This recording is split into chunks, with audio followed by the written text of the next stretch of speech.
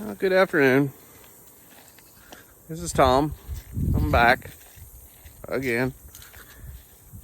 Figured I'd come out and talk to you, walk around the yard a little bit. I was gonna go out here and check my apple tree. We've got 3 apple trees. One of them is Fuji and the other 2 are Macintosh. The Fuji tree's got some problems. It's been in the ground for a long time, but we had one side of it died. They said that the sap started coming up into it and then it froze and it blew a lot of the bark off. And I've tried to treat it. I don't know how much longer it is for this world, but it just keeps going and it's produced a ton of apples. Not bad. There's little spots on them. I don't know what it is. The hornets like stinging them. When they sting them, they put a little speck on them and it causes a problem, but it's nothing any big. You can just cut it out if it bothers you. Got some Macintosh. They haven't really turned yet. There's some, but that one's bad. These trees never really load up with apples, but they're not bad. They will. They'll have a few, but they're healthy, or they seem to be. My garden now it's just basically weeds, but didn't get a whole lot out of it. My plan on that didn't work the way I wanted it to. I wanted to put cloth down and have it anchored all the way around. Punch holes, put my plants in there because I just hate weeds. I hate weeding, I hate being in weeds, but I love a garden. So I did that. And what I didn't foresee was the high winds that we have. Imagine that, Kansas and high winds. Well, this year it was extraordinary high winds. We had some really, really bad ones. And a ton of rain at the beginning of this season. Now, I'm not complaining. I'm glad we got the rain. We needed the rain. We actually been on drought the past 3 or 4 years, so this year with rain, it's been pretty nice. Actually helped us out quite a bit, brought our water table up a little bit. But I don't know. Everybody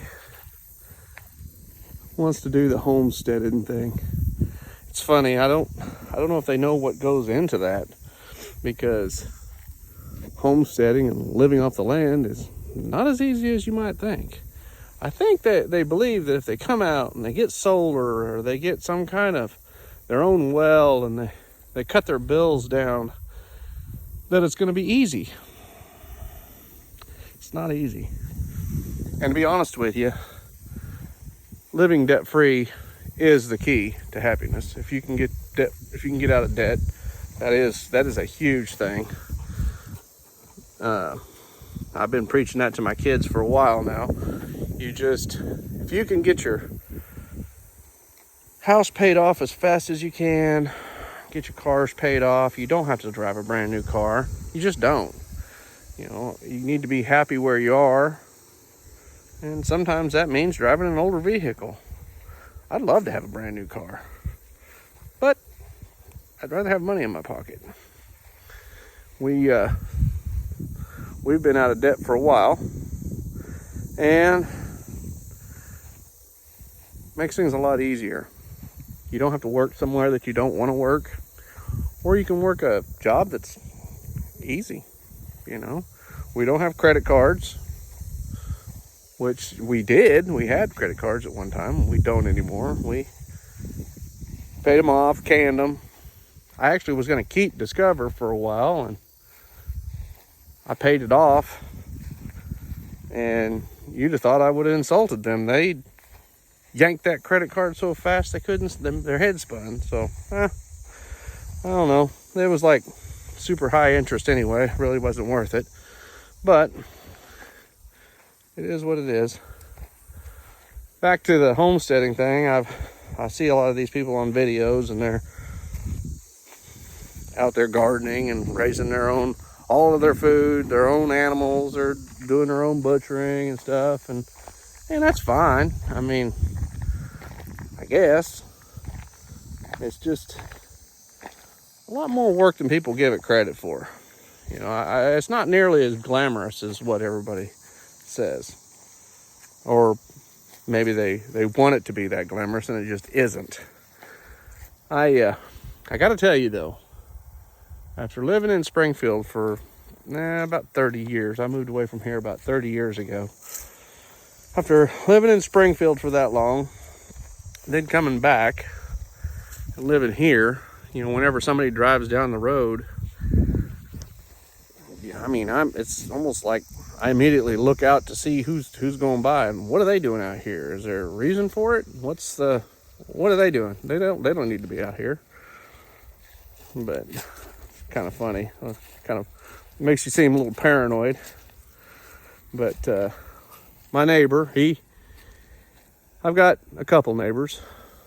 One's kind of catty corner to us, and we talk when we have to, but we don't necessarily talk all the time. I have another neighbor up the road. He owns a great big ranch, and that'll be something I could show you guys. You'd really like that. He's got a bunch of wild horses that he keeps, and I mean a lot. And they're from the government, and they're really cool. They're not tame. You can't get in with them. It would be stupid to get in with them. They're not tame. They can't be broke. Not that I know of. But they're really cool to look at. People drive by out here just to see that, which is pretty cool. But other than that, we live pretty simple out here. But we still go to work. We do our chores. We eat dinner.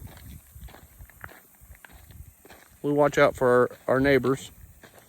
If somebody's nosing around or doing something they're not supposed to, we call them. We let them know. If somebody's out in the pasture that's not supposed to be out, we know the vehicles. We just got each other's back. Anyway, it's really all I've got for today. Not a lot. I guess I could introduce you to our dogs if they haven't run off yet. We've got two Maine dogs. We got a Heeler Pit Mix. And then we have a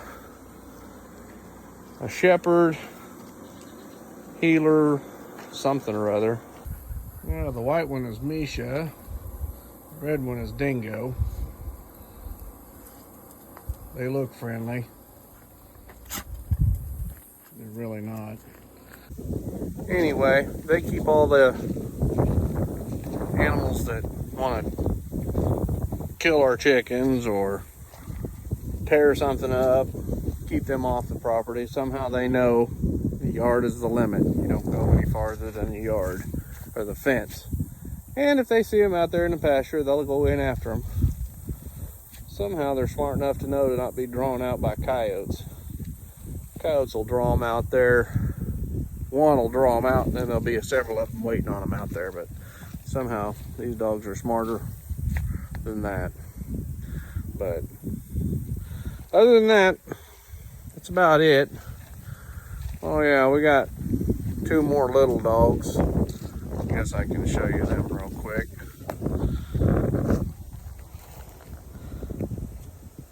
That worthless little convict's name is Coco. And then that one over there, that one's our newest. That's Butters.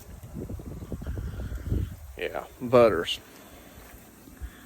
Anyway, we got a lot more to see, just not right now. If you have any questions or you want to see something, you want to go on a walk, you want to check out something, you want me to work on something, holler at me. We'll talk about it. Until next time, have a good one.